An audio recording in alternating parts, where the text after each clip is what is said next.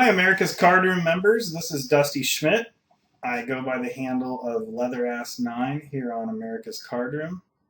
I'm the playing ambassador for the site, and today I'm going to make a video basically with the idea of teaching you guys how to win at poker. I'm going to be making videos frequently for the site. This is the first one, and I'm excited to do this. I think this will be a lot of fun. I usually play, basically the highest games I can find on this site, but right now I'm going to play a little bit lower where the majority of players play and figure out how to try to beat these games. So some of the opponents, I'm not going to be as familiar with their styles. I'm not going to have a whole lot of reads on most players. A few players I see that I've played with a fair bit, but we're just going to kind of take the situations as they come and talk about them, and hopefully that will help your game. So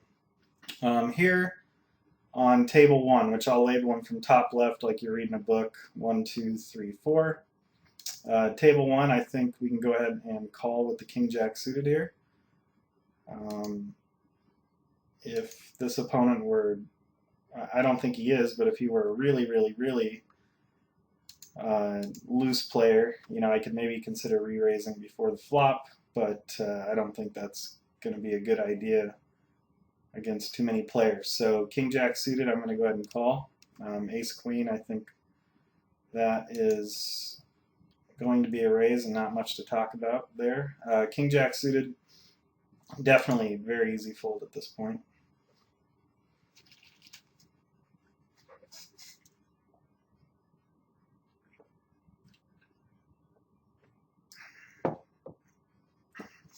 Wow, that's, oh boy. That's one of those hands where it's like it's a setup or something. Not much either of them could do there. Money's going in, kings versus aces every single time. And that guy, flew. Anyway, nice full house.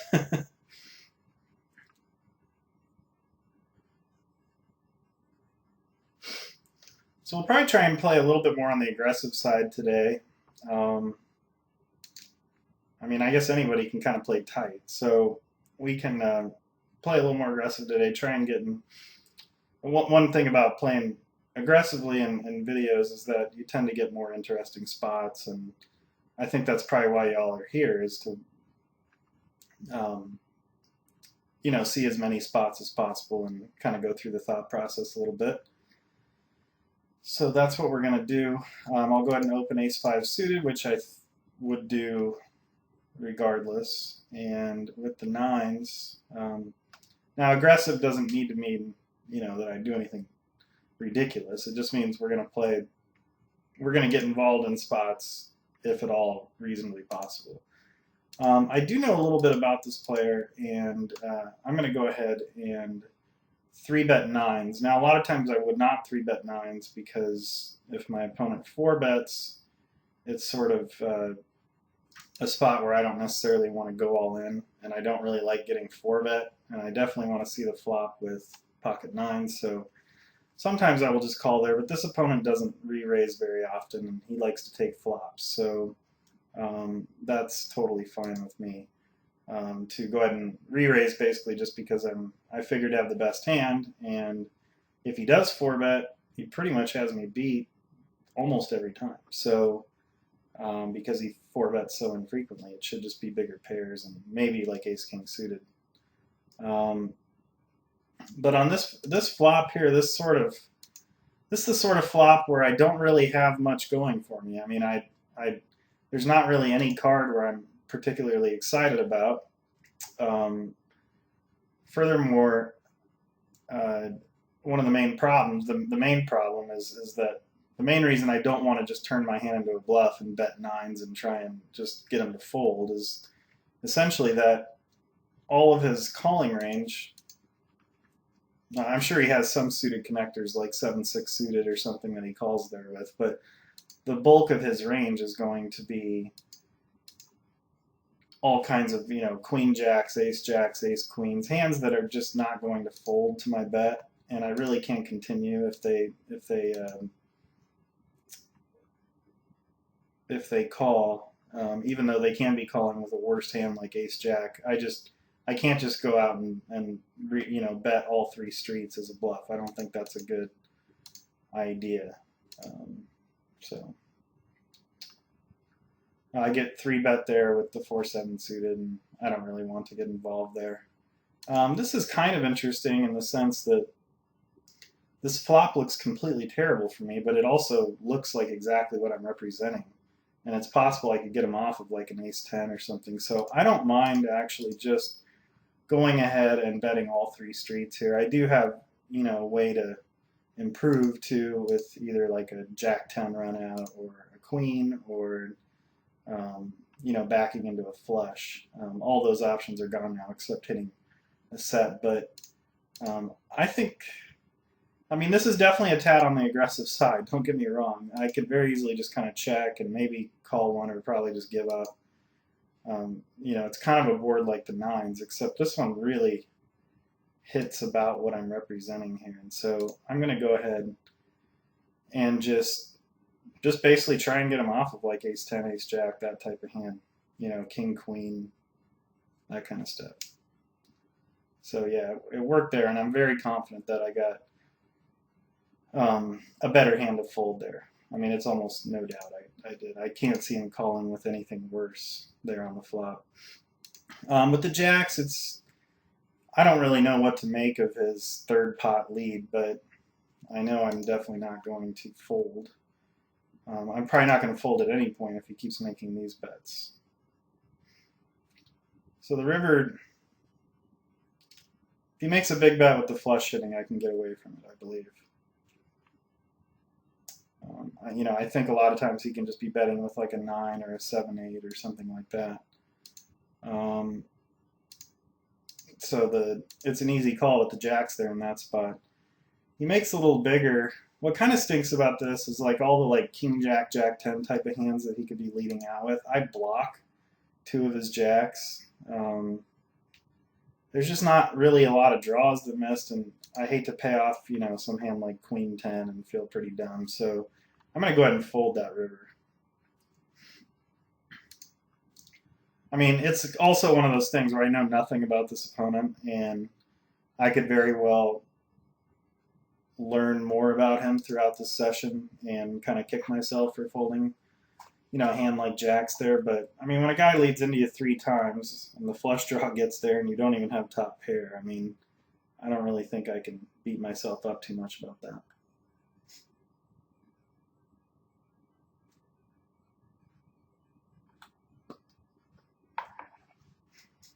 The 9-8 suited is interesting.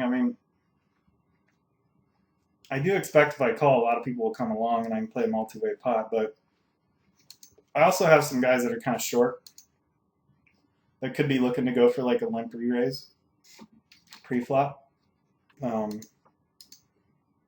cold killer might just like decide to shove 3s or something like that when the action comes back around to him. Or even like some hand like ace-jack. So I just think it's best if I stay out of that one.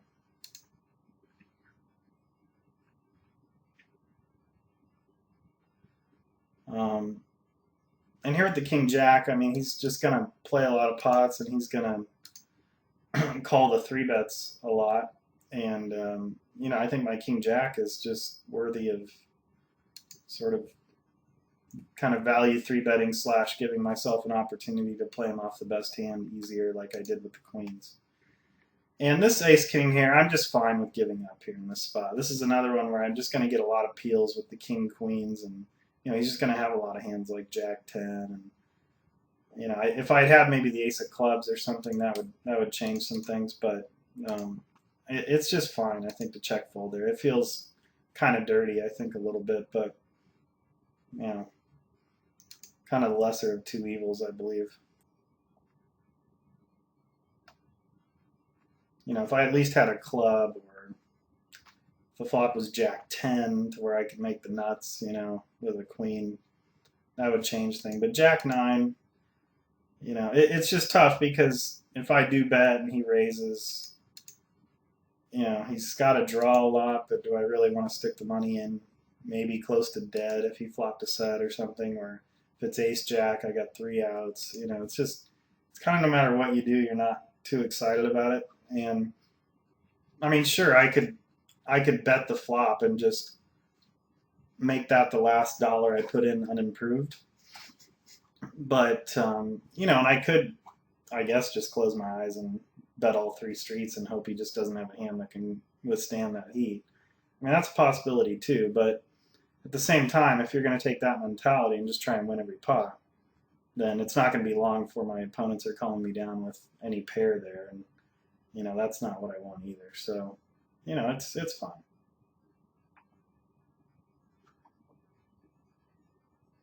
Certainly, if it's a mistake to do what I did, it can't be a large one. And I definitely don't pretend to have all the answers. You know, I've been playing, you know, medium to high stakes games for close to a decade now, and successfully. But that doesn't mean I know everything. So, you know, that's actually one where I wouldn't mind giving it a little more thought and analyzing it a little more and seeing exactly what the best play is. But one thing I know for certain is that it just can't be too good or too bad to choose any of those options.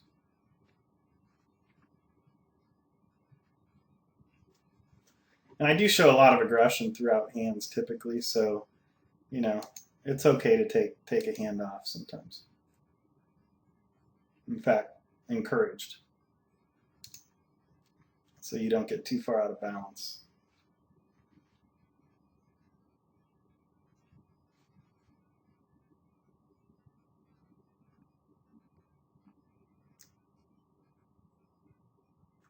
So open the 4s here. I get re-raised. You know, it's just not a great spot.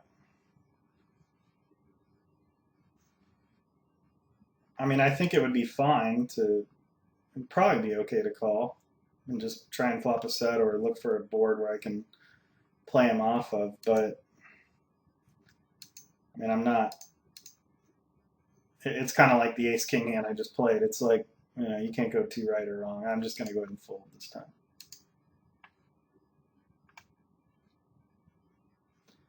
Furthermore, there's not a whole lot of interesting situations that come up there. It's kind of like flop a 4 and go nuts, or you know, watch the board come king jack 9 and just check fold. So I don't really think that helps the video too much to call there.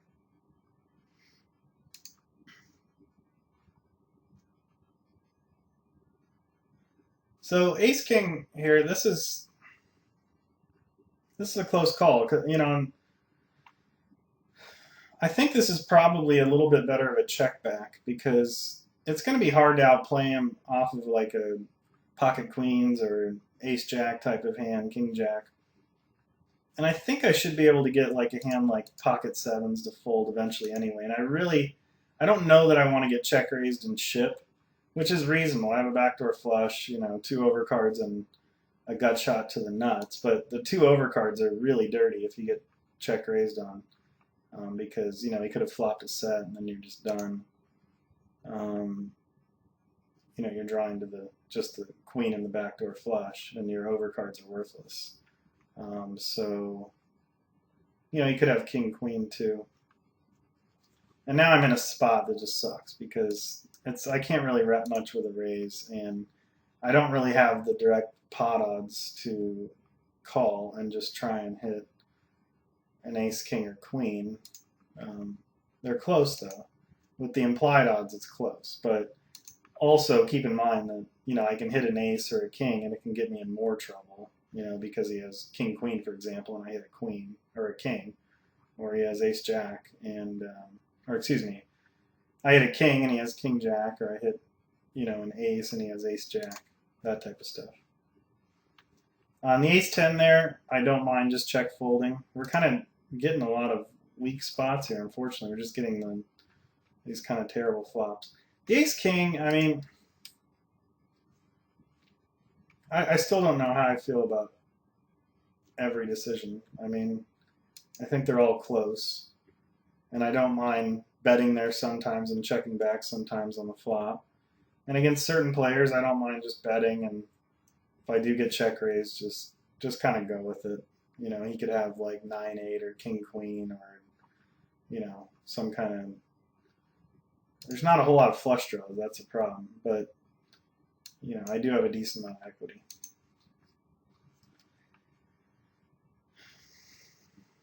Overall, against the king queen 9-8, ace jack type of range or queens.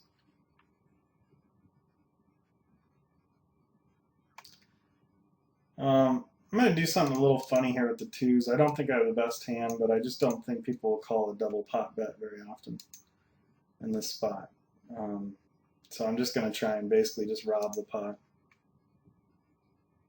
If I did make like pocket sixes on the river or something, 5-4 suited or something that got there, I'd play it the same way. So, I'm not just always full of it there.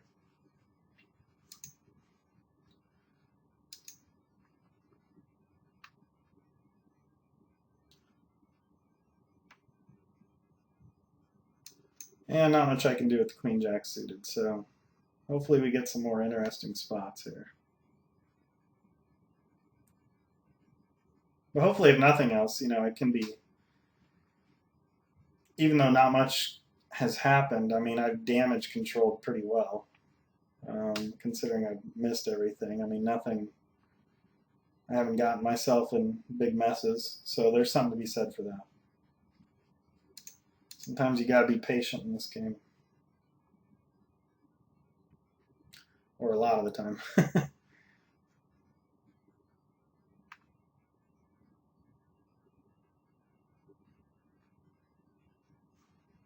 And who knows, we might get a good second half of the video here that's, we get in a lot of fun spots. That's the one tricky thing about making live play videos. I can't just, make a video, go for 45 minutes, and then go, oh, I didn't get a whole lot of interesting spots. I guess I'll start over, and maybe I don't get it the next 45 minutes either. And it's just kind of a can of worms. So I tend to film for 45 minutes, and it is what it is.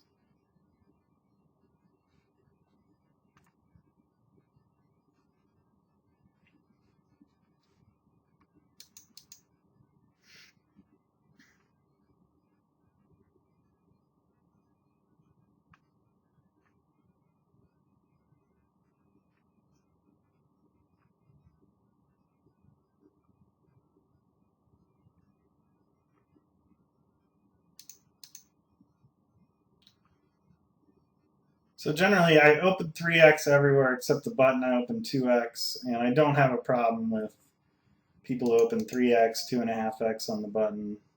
I think 4x is kind of silly, but I would listen to an argument as to why it's okay.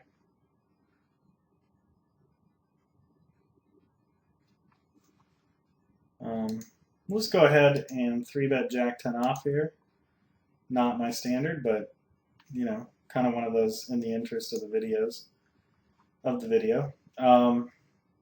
It's fine. I mean, it depends a lot on your player's tendencies. For example, a lot of guys will just fold a ton here, and you can 3-bet and take down the pot quite a lot. Other people just play so fit or fold out of position. It's just, they just call and hope to hit something.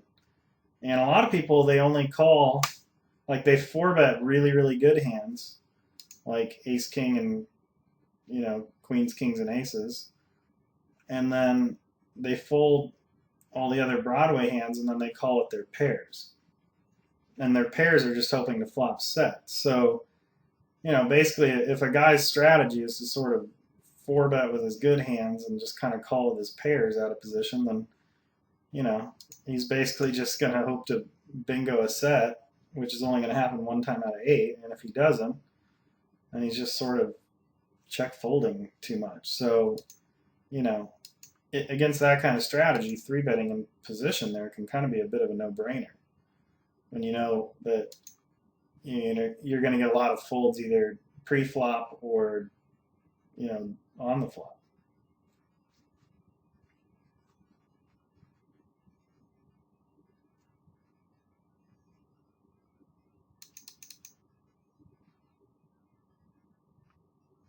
And I'm not saying he's in that category. Vegetables aren't yummy. I'm saying there are definitely plenty of guys out there like that, and they're going to be some pretty good guys to 3-bet in position. You know, especially if they're not adjusting and starting to 4-bet a lot of hands like King Jack that just decide to 4-bet and fold, but kind of use the fact that you're doing that to be able to profitably 4-bet. And it also helps when you have, like, you know, a king in your hand. It blocks like ace king, which is a hand I would jam over a 4-bet, or pocket kings. It, you know, just helps a little bit anyway.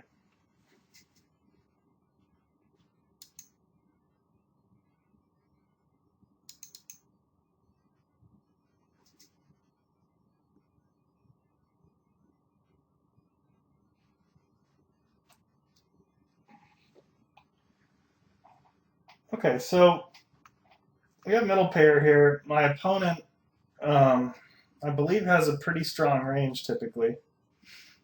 Um, he's going to call me with any gut shot, anything like that, and I'm going to be in a really funky spot on the turn.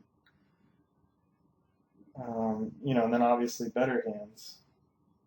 So I could bet, or I could check, and I don't mind checking and kind of, you know, I guess check peeling one, but also paying attention to his bet size a little bit. Like, for example, if he bets like 6.25, he might be a little more skewed towards a big hand that's trying to get paid. And if he bets half pot, you know, he might have a hand more like mine. And that, you know, unless I'm getting really cooler here, that seems to be a good turn for me.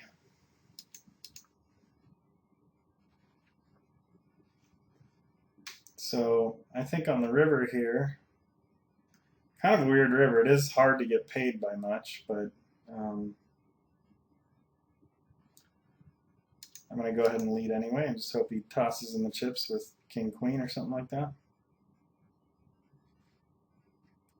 I mean, I look like I could have ace king. It's part of the problem, or a jack. So that's why I'm saying it's hard for him to really pay me off with worse too often. So I just go ahead and bet fold there. I'm just going to have the best hand way too much, and I just have to go ahead and bet there. I'm getting raised so infrequently, close to never. With the sevens here, I mean, I think he has ace high or a 6 quite a lot. I might just bet something really small that looks like maybe I have a 6-2 and I'm just trying to, so we'll just go ahead and bet 6. And try and get paid by 6. I don't know how he could ever raise me here. If he raised me, I mean, I'd consider calling.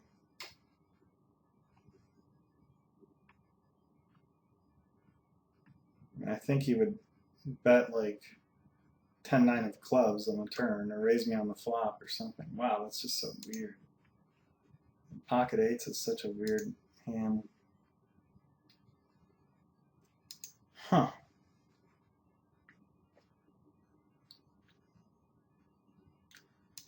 You know, I'm probably just handing him money here because it's one of those things where, yeah, it doesn't seem like he can have anything, but it also seems like he could never be bluffing either. Gosh. You know, I am actually just going to fold. I really do think that that outweighs the fact that it just doesn't make any sense.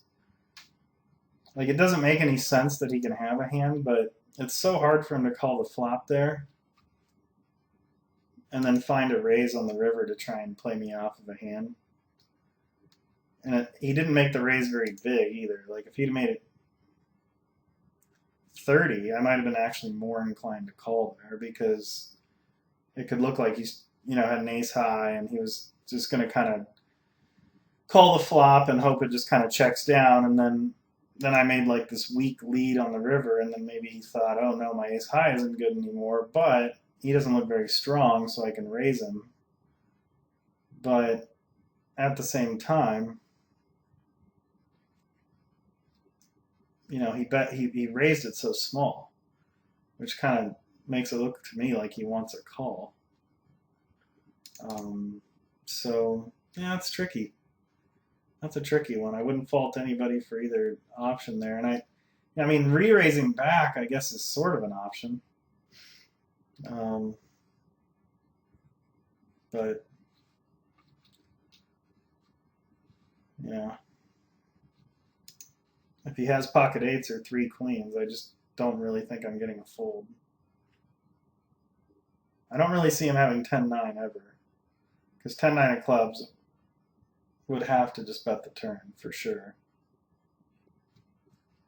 I mean, could have just thought maybe just flatting with a queen and then, you know, checking the turn just to try and get me to put a little more in or get me to pay off a river bet from him if I check the river again. That is possible. Might not be the line I would take very often, but I don't know how he thinks.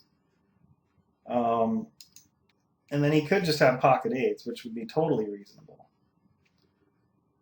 So I think just the fact that he can have some hands is going to outweigh the times that he just, you know, gets a hair up his ass and decides to make a play. And so I initially kind of thought I would call a raise, but the more I thought about it, I decided not to.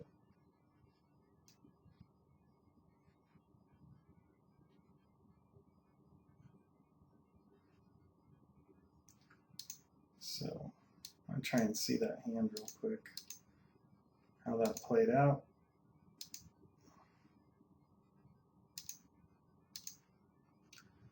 I think this was just a straight check ship, I believe. I really don't like it at all. It's not getting a ton of folds there. And furthermore, he's ahead of, like, all the hands that will fold there, he already beats. Like ace queen and stuff. I mean, I realize he shuts out their equity a lot if they bet ace king and fold, and then he captures the entire pot when he really only had, you know, for example, maybe like, you know, 75% chance to win. I don't know if that's the exact number, but I'm sure it's ballpark. So against ace king, you know, he'd have 2 overs and then the 2 fours. So that'd be 8 outs, which would be about around 33 or 4%. But then if he does hit a 4, then, you know, on the turn, then the guy can boat on the river. So yeah, it's probably in the high 20s.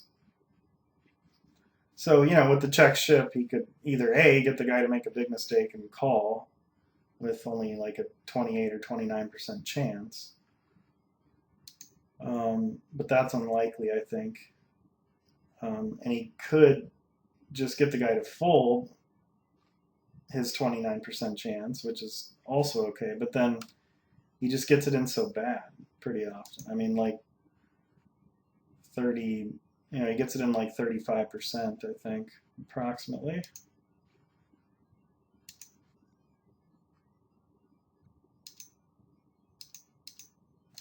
I'm going to go ahead and re-raise the ace-jack.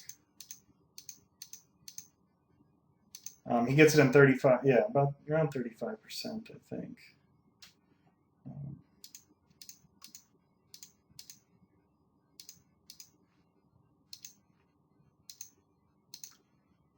And I'm not going to try and mow people over on the spade high flop there.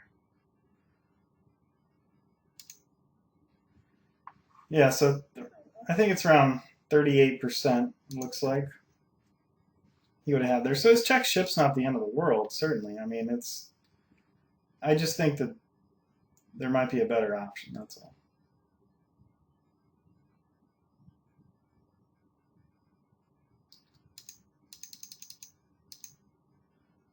So I'm going to go ahead and make a squeeze play with the king 10 off, which is a little loose, but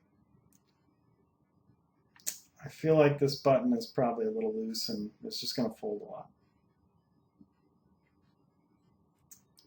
And I'm dead wrong. Boy.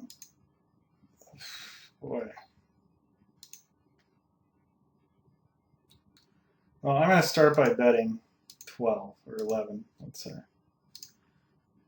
And hopefully he'll fold. a lot of, he'll fold a lot of his pairs and, like Jack 10 of hearts type of hands. And I think I'm going to get a lot of folds there. When he does call, he's going to be heavily weighted towards suited hands, like King, Queen, and, King, Jack of hearts is more likely to call than King, Jack offsuit, for example.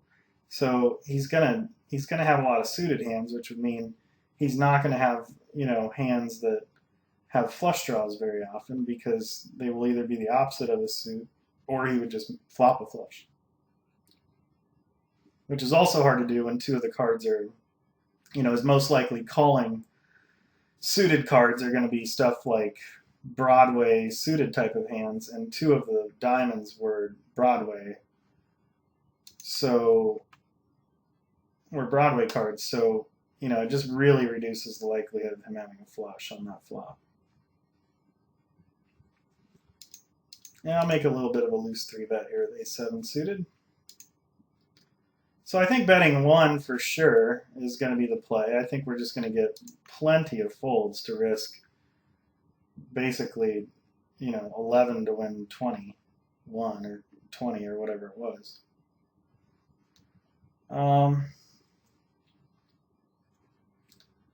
I think I'll go ahead and start by betting here at the Ace-10. I might make it a little on the smaller side because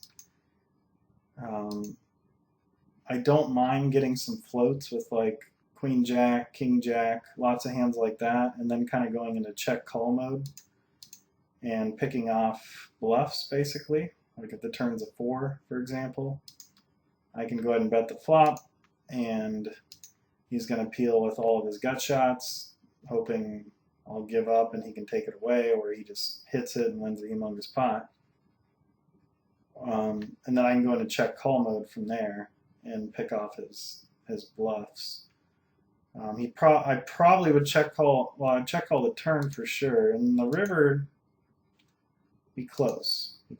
Without a read, without a big read, it would be close on whether to call or not.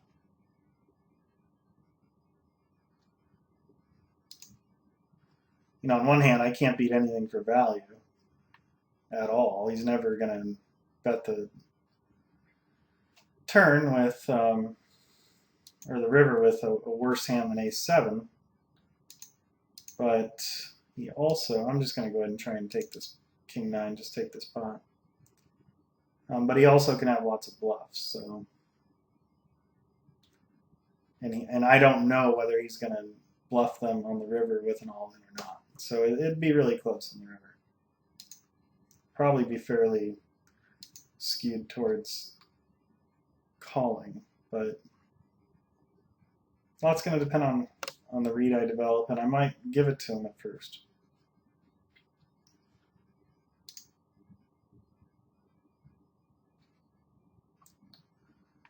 And I just, I needed these first two boards here to be reversed so I could have a set on both of them.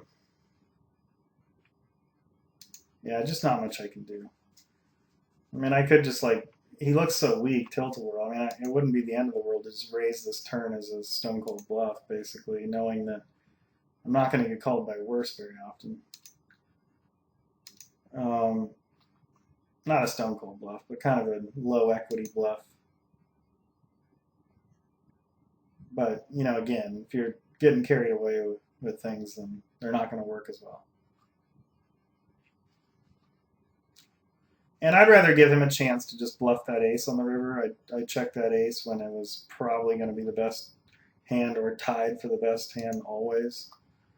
So, but if I lead, it's hard for him to pay me off with worse, and I wouldn't mind letting him try and just turn some air ball into a bluff there and just check call. I think that's going to be by far the best play there.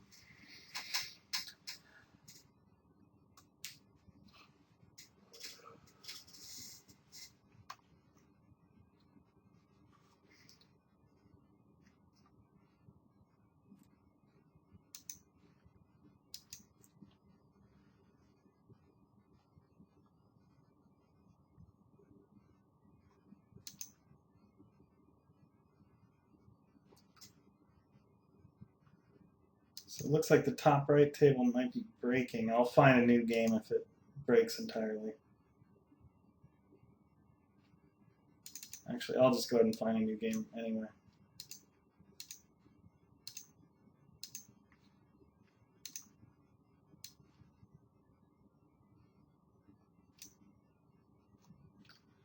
I'll go ahead and raise the 8s for values.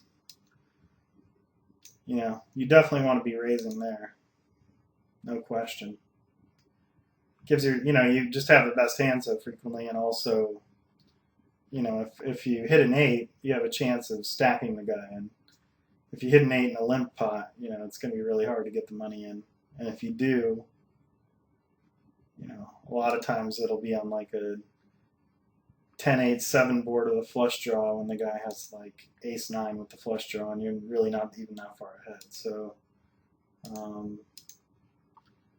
but this is a chance. Like for example, if it goes like queen 8-5, where and he limp with like queen jack, I might be able to bet all 3 streets and get him to call, and it'll be close to all in by the river. So there's just many reasons to be raising there, and it'd be a big mistake not to.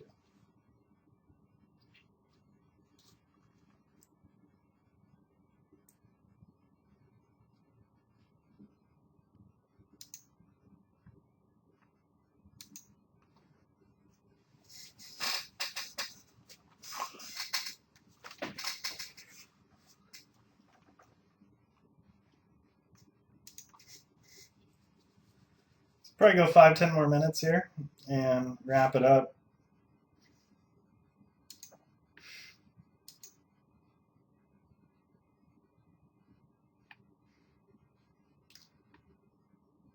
You know, if you guys want to write support, or I don't know how this is all going to be set up quite yet on the site. It's possible there'll be an area for comments, or if there isn't right away, they might develop one.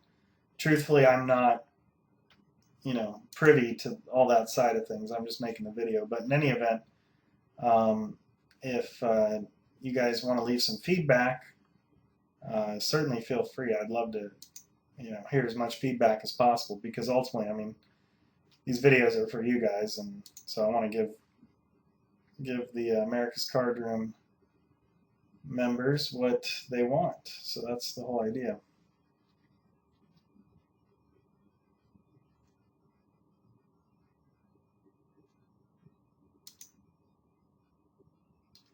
So jacks, I mean, I certainly can re-raise there. I should give that some thought. Here with the queens, I'm definitely going to re-raise. You know, it's one of those things where, again, you hate to not see the flop with jacks. And if I 3-bet and he 4-bets pretty big, you know, it's going to be a little tricky to, you know, play it. I can't really call. And if I jam and I feel like he's only calling with queens, kings, and aces and ace-king, then that's not really much of a profitable play. But, you know, jacks can also make like a sneaky overpair that people don't think is going to be in your range too much, and there's some advantage in that.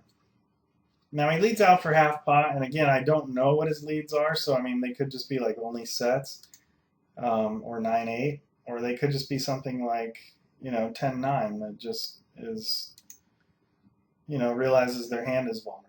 And, you know, it is just a half pot bet. I mean, it could be something like Jack 10 as well, but you got to consider that I have 2 jacks, which greatly reduces the likelihood. Here, I think I'll go ahead and bet just for value, trying to get money out of that 9-10 type of hand. And if he were to re-raise, I just think I have to give him credit in that spot for something really big, you know, without a read. I just don't think continuing to a big check raise there with just a pair is going to be a super great idea.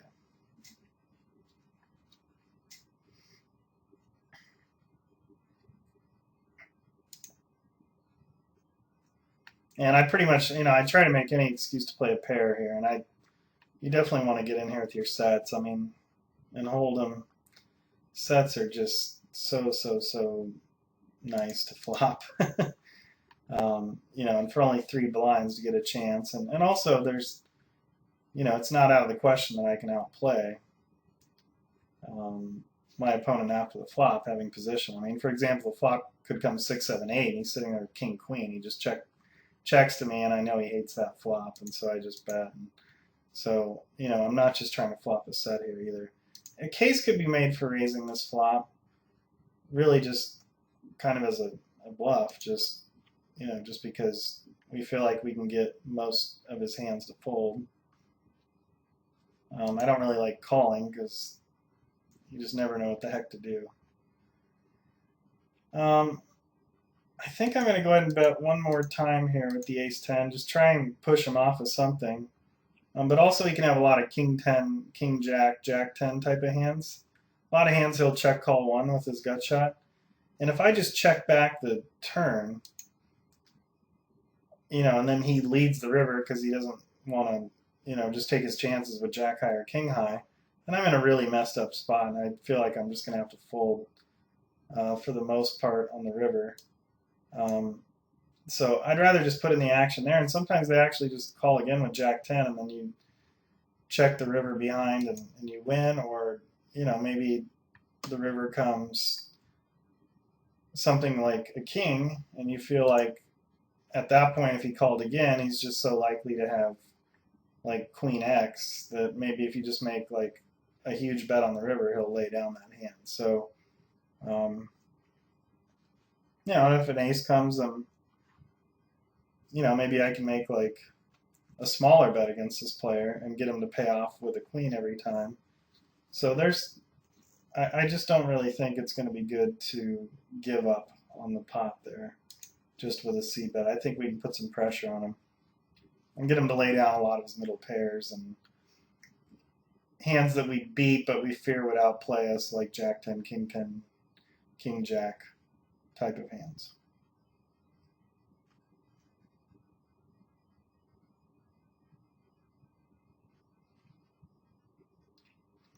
You know, I could definitely see him check calling there with like, you know, a small pair, like that amounts to fourth pair, and then fold the turn as well.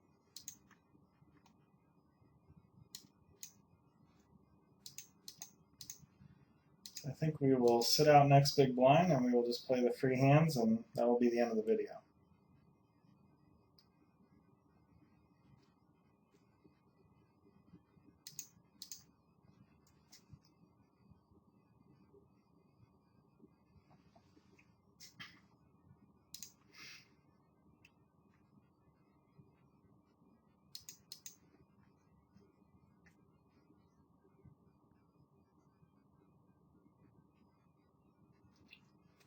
We got a few more interesting spots as it went on, so overall I'm reasonably satisfied. Wasn't a video loaded with action, but it wasn't totally like watching paint dry. At least I hope not. I at least had to think on several occasions, so.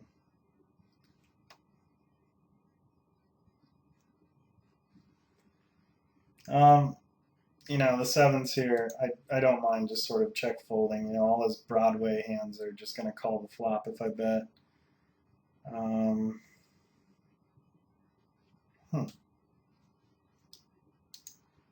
Trying to think if it would be worthwhile to sort of turn my hand into a bluff and just bet twice. Let's just do it. It'll be fun, if nothing else. We'll just bet twice here. You know, basically try and get him off of like an ace-10 or king-queen or something like that.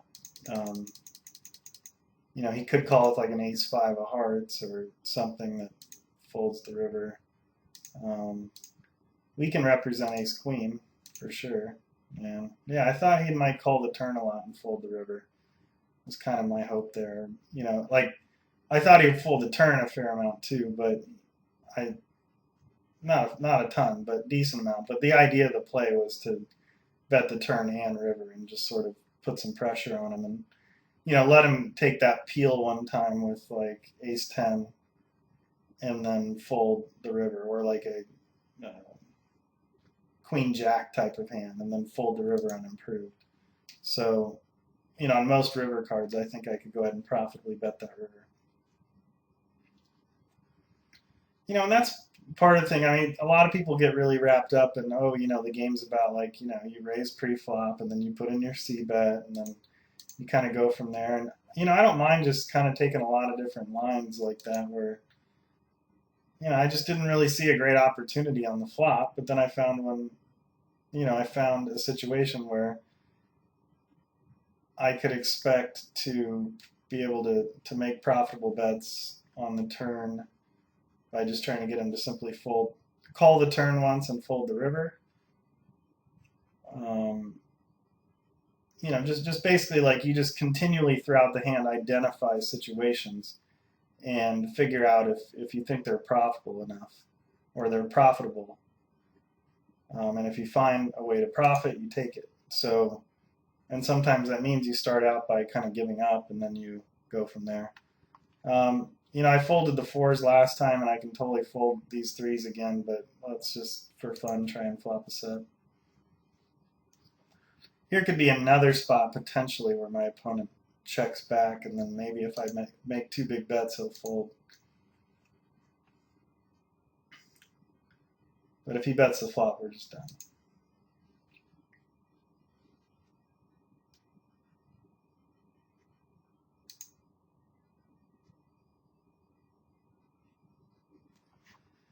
So I think I'm just going to go ahead and call it right here. We got a couple more free hands, but it's not a big deal. So anyway, guys and gals, that was fun for me to talk about those hands, and I hope you guys enjoy the video. And like I said, if there's I know you could always write support, so there's going to be at least some way to leave feedback if there's not just a direct way, like a comment section under the video or something. But I hope you guys enjoy it. There'll be a lot more to come, and hopefully it helps you out at the tables. And until next time, good luck.